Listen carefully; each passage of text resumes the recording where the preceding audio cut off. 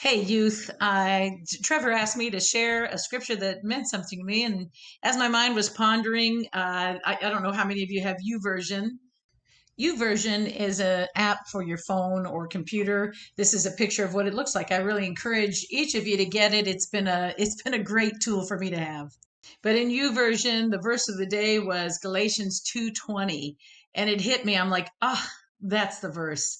That verse, I when I was younger, I pondered it and pondered it and thought. It says, "I have been crucified with Christ, and it is no longer I that live, but Christ that lives within me." This version puts it a little bit differently, but what I pondered and pondered, I thought, what does this verse mean? And you might be thinking the same thing right now. Even, what does it mean? And we know, when we look at scripture, it talks about when we're crucified. The picture of that is when we're baptized and we're laying our lives down, and we're lifted back up again to walk in a new life. Well, in this case here, we've been crucified with Christ in that way. Well, when we do that, or when that happens, and God connects with us in that way, it truly is no longer us that's viewed. And it's no longer us that lives, but it's Christ that lives in us. And I know you say, but Miss Jaddock, the other day I was doing things that Christ would not be doing. And I get that. And if that's where the scripture ended, well, it might be kind of hard to make any sense of it. But look at what the rest of the verse says. It says, "The life I now live in the flesh, I live by faith in the Son of God who loved me and gave himself up for me." Remember, on the cross, he said, "It is finished." That means it's finished for you and me right now. We don't have to wait. It is finished. The work is done. And our jobs now is to remember the truth.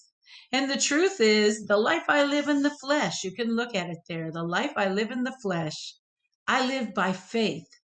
Faith says that what God did on the cross, what Jesus did on the cross, is enough to cover any wrong I have done, and I am free. So there you have it. This scripture, the truth is, I need that freedom. The truth is, I need the weight of my mistakes off my shoulders. I can't face my kids. I can't face you guys if I don't have that. And so the promise of this scripture and the hope of this scripture, and what it means to me is, I have been crucified with Christ.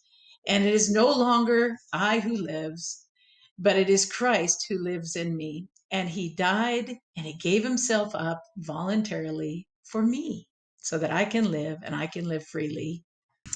So the next time the enemy kind of whispers in your ear and says, "You know what, you're not good enough to be a Christian," or "You don't really belong here," or "What are you thinking praying to God? Remember what you did yesterday or today or even this morning?" Don't buy it, and read the scripture and look for the truth in it. It says, "I have been crucified with Christ. It is no longer I who live, but Christ who lives in me, and the life I now live in the flesh." Oh, yeah. "I live by faith in the Son of God who loved me and gave himself up for me." And that living by flesh, living in the flesh, living by faith, it's what we see. What the enemy wants to accuse us on is not what's true and what's real, but what's true is, our faith says, is that God has given himself up for me, and it is finished. And when we understand that, that's when our sorrow gets replaced with joy.